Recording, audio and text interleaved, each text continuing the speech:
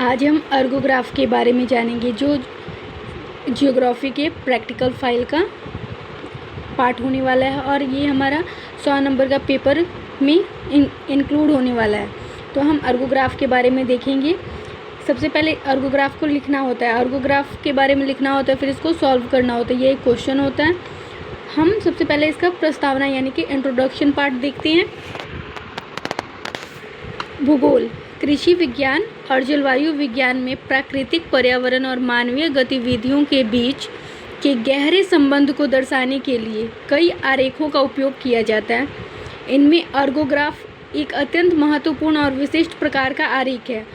अर्गोग्राफ शब्द ग्रीक भाषा के दो शब्दों अर्गो जिसका अर्थ कार्य या वर्क है और ग्राफ जिसका अर्थ चित्र या आरेख से मिलकर बना है। अतः शाब्दिक अर्थ में यह एक ऐसा आरेख है जो समय के संदर्भ में किए गए कार्य, विशेषकर कृषि और मानव श्रम को दर्शाता है।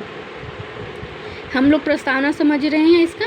भूगोल में अर्गोग्राफ का सबसे पहले प्रयोग प्रसिद्ध भूगोलवेत्ता डॉक्टर आर्थर गेडिस ने 1935 में किया था। बाद में प्रो ओगिलवी ने भी इसे लोकप्रिय बनाने में महत्वपूर्ण योगदान दिया। इसका मुख्य उद्देश्य किसी क्षेत्र की जलवायु जैसे कि तापमान, वर्षा आदि और वहाँ की कृषि गतिविधियाँ जैसे कि बुआई, कटाई, जुताई।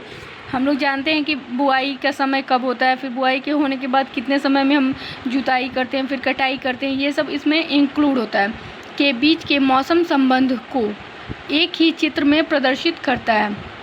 अर्गोग्राफ का अर्थ और परिभाषा यानी कि मीनिंग एंड डेफिनेशन। परिभाषा हम देखते हैं अर्गोग्राफ का परिभाषा। और अर्गोग्राफ एक मिश्रित आरेख है जिसमें वर्ष के 12 महीनों के दौरान किसी क्षेत्र की जलवायु की दशाओं जैसे औसत, मासिक तापमान, वर्षा, आर्द्रता के साथ साथ वहाँ की प्रमुख कृषि फसल, मतलब कि ये हमारा है औसत मासिक वर्षा कैसा हो रहा है, वहाँ का आर्द्रता क्या है, और इसके साथ साथ वहाँ की प्रमुख कृषि फसलें, इन मौसमों में कौन सा फसल का चक्र है, फसलों के चक्र यानी कि बुआई, इसकी वृद्धि और कटाई का समय, और मानव श्रम की मात्रा को एक साथ प्रदर्शित किया जाता है।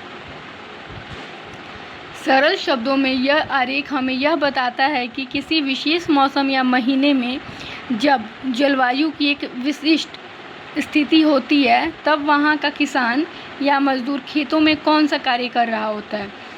पॉइंट नंबर 3 है अर्गोग्राफ के प्रकार यानी टाइप ऑफ अर्गोग्राफ्स। आंकड़ों के प्रदर्शन के तरीके और ज्यामितीय आकार के आधार पर अर्गोग्राफ मुख्य रूप से 2 प्रकार का होता है। पॉइंट नंबर 1 होता है एक वृत्ताकार अर्गोग्राफ यानी कि सर्कुलर अर्गोग्राफ। तो ये देख रहे हैं, ये हमारा वृत्ताकार अर्गोग्राफ है। इसी के अंदर, इसके अगल बगल पूरी तरफ जनवरी, फरवरी, मार्च, अप्रैल, पूरा दिसंबर तक लिखा हुआ है और बीच में हमारा समय लिखा हुआ है। ये हमारा वृत्ताकार अर्गोग्राफ हो गया। इस प्रकार हम बनाते हैं। अब यह वृत्ताकार अर्गोग्राफ के बारे में देखते हैं। यह सबसे अधिक प्रचलित और लोकप्रिय प्रकार है। इसमें एक वृत्त यानी सर्कल को आधार माना जाता है। पूरे वृत्त यानी 360 डिग्री को वर्ष के 12 महीनों में बांट दिया जाता है, यानी कि पूरे वृत्त को 360 डिग्री का होता है, उसको 12 महीनों में बांट दिया जाता है। इस प्रकार प्रत्येक महीने के लिए 30 डिग्री का कोण निर्धारित होता है। केंद्र से बाहर की ओर अलग अलग संकेंद्रित वृत्त खींचे जाते हैं जो तापमान, वर्षा, फसलों के प्रकार और मानवीय कार्यों को अलग अलग पट्टियों में दर्शाते हैं। यह एक चक्र की तरह दिखता है जो यह स्पष्ट करता है कि प्रकृति और कृषि का चक्र साल भर कैसे चलता है। अगला पॉइंट है हमारा पॉइंट नंबर 2 आयताकार अर्गोग्राफ। हमने ऊपर कौन सा अर्गोग्राफ देखा था? ऊपर हमने देखा था वृत्ताकार अर्गोग्राफ। अब हम देखेंगे आयताकार अर्गोग्राफ। तो आयताकार अर्गोग्राफ यानी रेक्टेंगुलर अर्गोग्राफ।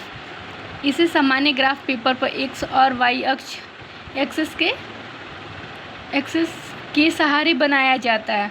तो एक्स अक्ष यानी क्षैतिज यानी कि लेटा हुआ, सीधे सीधे लेटा हुआ होता है, उसको एक्स अक्ष कहते हैं। इस पर वर्ष के 12 महीने यानी कि जनवरी से दिसंबर को दर्शाया जाएगा। और अगला है वाई अक्ष यानी ऊर्ध्वाधर यानी कि खरा खरी। इस पर तापमान, वर्षा की मात्रा और कृषि कार्यों में लगे मानव श्रम यानी कि दिनों या घंटों में को दर्शाया जाता है। इसमें जलवायु को रेखा ग्राफ यानी लाइन ग्राफ और बार ग्राफ के रूप में तथा फसलों को नीचे पट्टियों के रूप में प्रदर्शित किया जाता है। जैसे हम लोग ये देख रहे हैं, ये ऊपर टेम्परेचर है डिग्री सेल्सियस में, और इधर हमारा रिलेटिव ह्यूमिडिटी है यानी कि आर्द्रता है परसेंट में, इसको इस प्रकार दर्शाएंगे। और इस प्रकार नीचे हम लोग रेनफॉल को दर्शा रहे हैं। ये हमारा रेनफॉल हो गया, जैसे कि जनवरी, फरवरी, मार्च, अप्रैल, मई, जून, जुलाई, अगस्त, सितंबर, अक्टूबर, नवंबर, दिसंबर। तो ये रेनफॉल को बनाया हुआ ये दर्शाया जा रहा है। और नीचे हमारा फसलों के उत्पादन को दर्शाया जा रहा है, जैसे कि ग्रोइंग सीज़न, हार्वेस्टिंग सीज़न, ये सब हमारा दिखा रहा है। और टेम्परेचर, रिलेटिव ह्यूमिडिटी, ये इन सब चीज़ों से डिनोट किया जा रही है, हम लोग देख सकते हैं। अगला पॉइंट है, ये हमें प्रैक्टिकल में डालने के लिए सबसे उपयुक्त है। हम इस प्रकार लिखकर प्रैक्टिकल फाइल में जमा कर सकते हैं। अगला पॉइंट नंबर 4 है, अर्गोग्राफ की प्रमुख विशेषताएं यानी कैरेक्टरिस्टिक्स। एक मानक अर्गोग्राफ में निम्नलिखित विशेषताएं पाई जाती हैं। बहुचर प्रदर्शन यानी कि मल्टी वेरिएबल रिप्रेजेंटेशन, यह एक ही समय में 3 या उससे अधिक चरों को एक साथ दिखाता है, जैसे कि तापमान, वर्षा, फसल का नाम और कृषि कार्य की प्रकृति। चक्रीय प्रकृति हम लोग देखने वाले हैं। वृत्ताकार अर्गोग्राफ समय की निरंतरता और मौसम के चक्रीय स्वभाव को बहुत ही स्वाभाविक रूप से प्रदर्शित करता है। पारस्परिक संबंध यानी कि इंटर रिलेशनशिप, यह केवल आंकड़े नहीं दिखाता बल्कि प्रकृति यानी कि जलवायु और मानव कृषि श्रम के बीच के कार्य कारण यानी कि कॉज और इफ़ेक्ट संबंध को भी स्पष्ट रूप से उजागर करता है। रंगों और छाया का प्रयोग, use of colours and shading, इसे आकर्षक और स्पष्ट बनाने के लिए अलग अलग फसलों और कार्यों जैसे कि बुवाई के लिए हरा रंग, कटाई के लिए पीला रंग को दर्शाने के लिए विभिन्न रंगों और प्रतिरूपों का प्रयोग किया जाता है। पॉइंट नंबर 5, अर्गोग्राफ बनाने के लिए आवश्यक आंकड़े, रिक्वायर्ड डेटा। इस आरेख को बनाने के लिए मुख्य रूप से 3 प्रकार के आरेख की आवश्यकता होती है। ये 3 आरेख हम लोग देखने वाले हैं। नंबर 1 आरेख है जलवायु संबंधी आंकड़े, नंबर 2 है कृषि संबंधी आंकड़े और नंबर 4 है श्रम संबंधी आंकड़े। तो जलवायु संबंधी आंकड़े वर्ष के 12 महीनों का औसत तापमान डिग्री सेल्सियस में और औसत मासिक वर्षा सेंटीमीटर या मिलीमीटर में। नंबर 2 है कृषि संबंधी आंकड़े, क्षेत्र में उगाई जाने वाली प्रमुख फसलें जैसे रबी, खरीफ, जायद, उनके बोने, बढ़ने और काटने का समय। पॉइंट नंबर 3 है श्रम संबंधी आंकड़े यानी वैकल्पिक, अलग अलग महीनों में कृषि कार्य में लगे श्रमिकों की संख्या या उसके काम के घंटे। अगला पॉइंट नंबर 6, अर्गोग्राफ के गुण और लाभ यानी मेरिट्स। समग्र अध्ययन, किसी क्षेत्र की भौगोलिक और आर्थिक पृष्ठभूमि का एक ही नज़र में समग्र अध्ययन करने के लिए यह सर्वश्रेष्ठ आरेख है। कौन सा?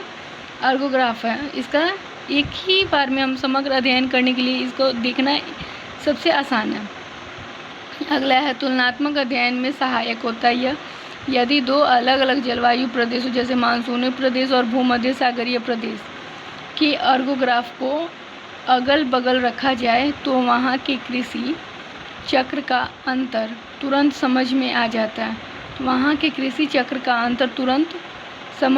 जाता है। अगला पॉइंट है कृषि नियोजन यानी कि एग्रीकल्चर प्लानिंग।